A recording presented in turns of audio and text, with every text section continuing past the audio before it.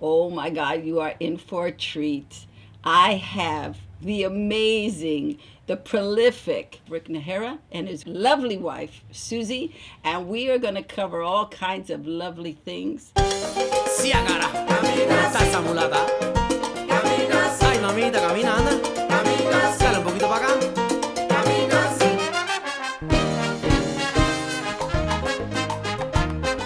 When did you know you were an artist? I didn't fit in anything. I didn't fit in even with my own family. You know, Mexican. The joke was I was adopted because I didn't fit with them. Like my grandfather was a cockfighter. You know, my grandmother was a union organizer. I came from really tough Chicanos, and I was very quiet. I never spoke. I was very shy. I was very withdrawn. And I was flunked in kindergarten. They said they felt that I was slow. They said your child is slow. He is a slow child. My mom, of course, being Mexican, is like, Believed it. They said he's slow, so we're gonna hold him back for a while. Maybe he'll catch up. A teacher took me aside and she started talking to me. And she goes, "He's very smart. He's really super intelligent. He's not slow." And so she said, "Let me work with him." In class, she would take me aside. She would simply go, "Tell me your story." And I wasn't being punished. I was like, "Oh, tell me I'll tell you stories." So I'd tell her stories and she'd write them down and she'd make a book out of it. My first story was called The Colored Boy. It was about a little boy that changed every color in the world and no one knew how to be prejudiced against him because he was every color. And then he finds a boy that doesn't fit in his world and he realizes he's a colored boy too. And they're going to go back to their planet and where color is celebrated and everyone's color is beautiful. And that was my first book. I writing it in kindergarten. It's not that I knew I was an artist. I knew I didn't fit, and I had to explain myself. And I think that's what an artist does. An artist explains the world around him and says, "You're not seeing what I'm seeing. Let me explain this to you." Writing came before acting. And then I forgot about writing altogether. I actually got a job with Whoopi Goldberg in San Diego, did a Second City improv special, and we both wrote. That's how they said you could stay longer if you wrote. And I was actually too young to be in scenes. I was 18 or 19, but I'd be a scene I'd write about going into a bar and we'd talk and all stuff, and the director would literally go, "Cut, Rick, you don't look like you can get in a bar. I mean, you look like you're in high school." So I'd say, "Oh, I'll write the scene then." So I'd step out as a writer and I'd write it. And that's how they stayed longer. And then finally I went to Hollywood. This is going on. My neighbor told me, "You're a really good writer. You should write." And Whoopi Goldberg, "You should write." Everyone's telling me I should write. And my neighbor was John Wells, who created, Yes. West Wing and all sorts of amazing things. And I finally said, if all these people are telling me to write, I should write. What was the first thing that got you in acting? My father took me to a movie theater, and they were doing Cromwell. And it was red velour curtains, and they pulled back, and all of a sudden there's this Shakespearean type film. And my father was a door-to-door salesman. And he leaned over and he said, "Rick, if you spoke beautifully like that, I'd be so proud of you." And that was it. Wow. And I was like, I want to make my dad proud. So I started reading Shakespeare, and I would recite it to him, and I'd tell him, "Look what I read." And How old were you? I was like 10 or something by that Wow. point. And then finally, I memorized so much Shakespeare, I went to the Old Globe Theater at 17. They're doing auditions for people for the Globe Education Tour. So you get to be in 3 shows and you tour around. And I had been in junior theater, but I'd memorized Shakespeare. So I walked in and they said, "What do you want to do?" I had my high school picture. Literally, I stapled it to a piece of paper and wrote, "Junior theater, this play, junior theater, this play." And they looked at me like a freak coming in there. And I did Romeo. I just, but soft with I'm doing the breaks and just pure. And they said, "Yeah, we'll hire you. You got the job." And I go, "Okay, but I need to get paid." And I was saying, I negotiated a contract. You were negotiating early on. I even said, I need to be educated because I want to make sure I'm the best Shakespearean actor. So they didn't even have a program. So they started having actors teach me. This is way back when these guys would go to the bars and they're, sit and talk about acting and stuff. They'd sit down. Well, I was too young to get into a bar. So my lunchtime, I was on the Old Globe stage, and I'd just do Shakespeare. I'd do things. I'd practice monologues. And it was like a training ground. And one day I'm out there and I hear this clap. And I look up and there's, at that time, the guy who runs the Old Globe was looking down and he goes, "You're a wonderful actor. Keep it up. Really good work." And that was it. So for me at that time was, it's Craig Knoll, and he was like the god of Shakespeare. I trained for like a year and 2, and then I went to working at the San Diego Rep, and that ran for 2 years. And from there, I just kept working. So let me ask you something. So you came to Hollywood. Did you immediately get into a Latino group, or you were just trying to figure it out? No, Latinos hated me. they hated me. Don't feel bad, Rick. They hated me They too. Well, you know, the reason I started Latins Anonymous is, funny enough, the people that were behind me were not Chicanos. Now, I have the Chicano, you know, the two cousins married to Cesar Chavez's daughters. My grandmother was a, union worker. I come from the UFW people, all that stuff. I'm as Chicano as you could ever imagine. And a lot of people up here didn't accept me. Because, they'd look at, I'm güero. They go, look at him all güero. I'm not talking Spanish too well. Look at him. I bet he's Cuban. They actually accused me of being Cuban. That's the thing. He's Cuban. I know it. And so, I'm doing Latins Anonymous. I'm like producing shows. Like, oh, look at him. He's producing his show. He's writing his show. He's Cuban. And I go, He works too hard. He works too hard. And so it was weird. So I wasn't really accepted by a lot of, hardcore Chicano types. And there was a small group. And I thought, this is what truly is indicative and wrong about our way we treat each other. The Chicano crab syndrome they always talk about. But the people that were there for me were Cubans, Puerto Ricans, and everything else, because they were outsiders as well. Right. And I did a sketch about it, was in Latins Anonymous, about Cuban actors and Chicano actors fighting for a role in West Side Story. That's all it is. And they're both, attacking each other. And that just comes from a feeling of lack. There's no jobs, and here's this Cuban guy taking the job from me, and I'm a Chicano, and all this other stuff. And the reality is, a writer gives himself a job, because you fill it up. Just like you putting the show together, you gave yourself a job. You sat there and said, I'm going to make this, and it happens. And that's what an artist does normally. So for me, I started writing out of necessity, because I didn't like the roles. I couldn't play the roles. I played Cuban drug lords. I played all sorts of stuff. And eventually I got tired of it. I was like, and I was making a living. It was weird. But I said, these roles aren't for me. I was in Red Surf with George Clooney, and I remember thinking, they said, you're a Cuban drug lord. And I go, what does that mean? Well, Cuban drug lord is the biggest drug lord around. These guys, I said, why? Because he's salsas? I mean what's it? And then Didn't you see Scarface? Did you see Scarface?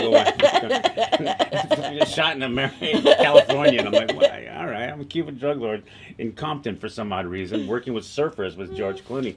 And it all just seemed stupid and ridiculous, and I said, I can write this. And that was it. And finally I started writing, because I just couldn't play the roles. Latins Anonymous was a big part of that. And then I did a one-man show at the Goodman called Pain of the Macho, and then Latinologues, which eventually went to Broadway. Latinologues is, if anything, was never about showcasing me. It was actually showcasing others. Because as an actor, they just assumed I could act.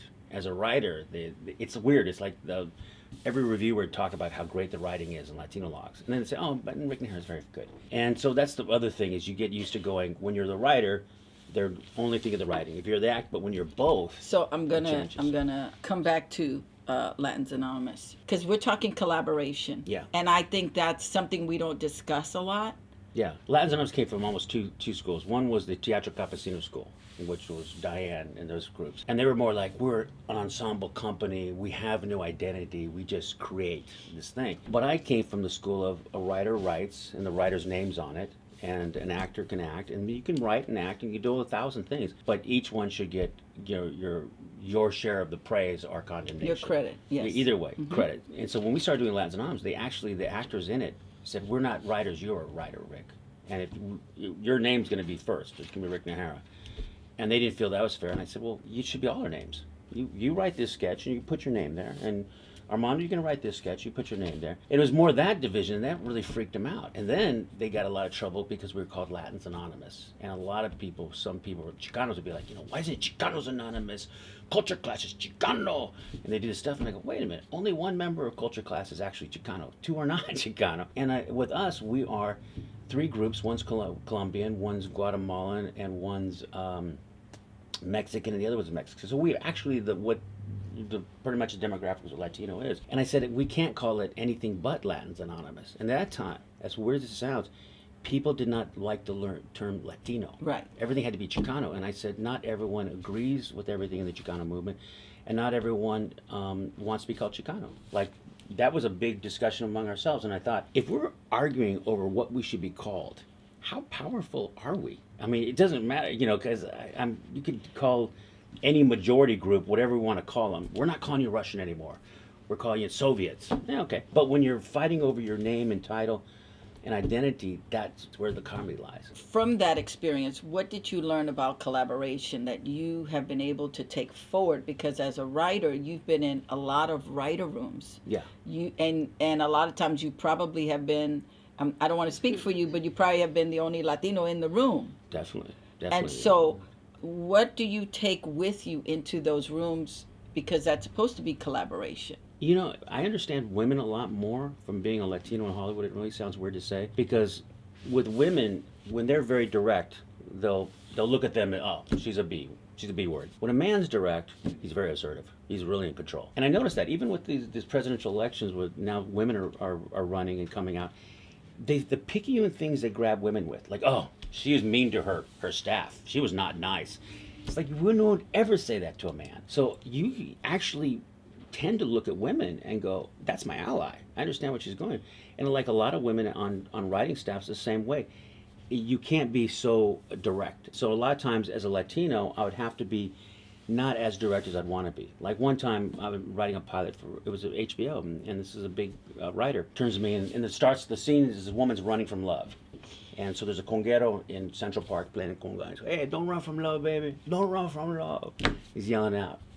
The writer turns to me and goes, oh my God, Rick, you can't write that. I'm like, what do you mean?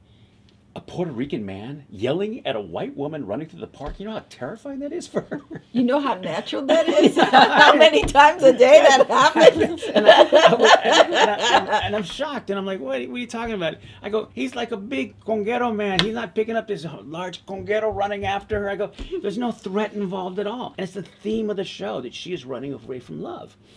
So he's like, wow, you're really right, Rick. You're actually right. And I did, calmly tell him this. But I said, so-and-so, have you ever worked with a Latino before? Because he said, Rick, you're such a great professional. And I go, have you ever worked with another Latino professional before? On cue, the maid walks in with a cup of coffee, and he goes, oh, Maria. That was it. That was his other professional he'd ever worked with. So being the lone Latino in the room, you can't be as direct, unfortunately. Later on, I was writing on East Los High, great room, all Latinos. There was a shorthand. We didn't have to sit there and go, well, this happens for this. I didn't have to explain to people. And a lot of times, when you're only Latino, you're explaining. If you're the only woman on staff, you're explaining what a woman goes through. It's about learning compassion. It's like I told someone, they were bringing up a woman. We don't talk about Latino splaining. Yeah, no, Latino splaining. I'm going to do some Latino splaining to you. No, you like one of the greatest writing experience for me was working on East Los High. I'm going to tell you, a lot of shows I worked on, were tough. Like when I first started, I was in Living Color. That was one of the toughest shows you'll ever write. But when I got to East Los High after so many years, it was great because there was, a Cuban was running the show, Carlos Portugal, and a lot of people I knew were on the show. And it's mostly female staff. I think I was the only straight man on the staff, which is weird. But it's also great. And Carlos would look and go, what would a straight guy say? And so I would joke with him and go, no straight guy would ever talk to a woman like that. So between all of us, we kind of, developed a shorthand, and out of a lot of, love and respect for everybody, because everyone on that staff was very talented and good people. I think the love showed in the show. It's funny enough, the show is full of drama. Cutting and the show we would really write off camera was hilarious because we'd come up with these really funny off-color horrible jokes you'd ever say, and then you'd go, okay, now back to the show. We go back to the show because it was a very sincere show. It was a shorthand that I'd never experienced before. I remember doing everything from Dr. Quinn to whatever show. You're constantly explaining. You're going, wait a minute. Colorado was part of Mexico, or well, California. The history we have is so fresh. And a lot of people, don't realize our own history. That's why, even talking about this, and I know you're bringing up Latins Anonymous, which was years ago. When you think of it, Luis Guzman came out of Latins Anonymous, who's done a lot of great TV work, who told me one of the first Latina showrunners. Yeah, who at that time in Latins Anonymous told me she couldn't write. And I was like, I know you can. You're going to write. We're all going to write. It was like a little guerrilla army. We had no choice. He was like, you're going to write the show. In fact, when we did the show at that time, our budget was like $1,200 to do like one night at LATC a weekend. And if we didn't make money, we'd have to close that weekend. And we'd all just put our own money together. I remember. Oh, yeah. We were, everyone was broke that time. People were broke. And we didn't know it because everyone else around us was broke, so we just assumed that's how people lived. What Latins Anonymous did was to create this energy and make people excited. I mean, I just remember how exciting it was during that time. Yeah. You know, and then Culture Clash coming into LATC when Latins Anonymous was there. It was exciting because we were actually doing, you saw people doing stuff. We weren't waiting for Godot. No. Well, that's the thing. When you start to write for yourself, it gives you immediate power. I was at the Goodman Theater in Chicago. It was John Leguizamo, me, and Spalding Gray doing one-person shows that season. And that's energy. You go, oh, I got to be John Leguizamo, Spalding Gray. It kind of honed me as an actor because I said, oh, John's really quick and all this other stuff. Spalding's much more slow. And I figured out, I go, I'll be in between. I'll have moments of that. But on the whole, I'm going to be a storyteller. So the jokes I would tell would be more storytelling jokes. And the reviews came out praising each one of our styles. And so I also learned that everyone can have a different style. You know, New York actors, and I played in New York being on Broadway, you had to have a different style to survive in New York. Because the audience will talk to you. On Broadway, they will talk to you. And I remember doing a joke about Dominicans. It was a little on the edgy side. I won't say it. But they all started laughing. And because they knew if I could joke back at them and throw it back, then it was okay for them to throw it at me. And then all of a sudden, it became this energy. And it was actually the same energy in the West Coast. Because, you know, the plays that people were doing for Latinos were actually pretty much like, a white guy wants to write a play about a Latino. Oh, let's do this about Latinos. And, you know, they would tell me stories, and I would just go, God, you're looking at Latinos. Like one guy turns and goes, Latinos are so affectionate. If you do something for them, they'll give you a kiss on the cheek, and they're so... I'm like, it's not a dog you're talking about. It's like, the St. Bernards are so affectionate. They'll just run up, and I'm like going, you don't know, these are people. You know, we are people, and we're as complex, and we are not always perfect, and we're humans. That's what we are. So what Latins Anonymous, Culture Clash, and Chicano Secret Service was actually doing is saying, we're not waiting for a South Coast rep to hire us. We're not waiting for a San Diego rep to give us the one Latino play in their season. We're going to create our own. That's what did it.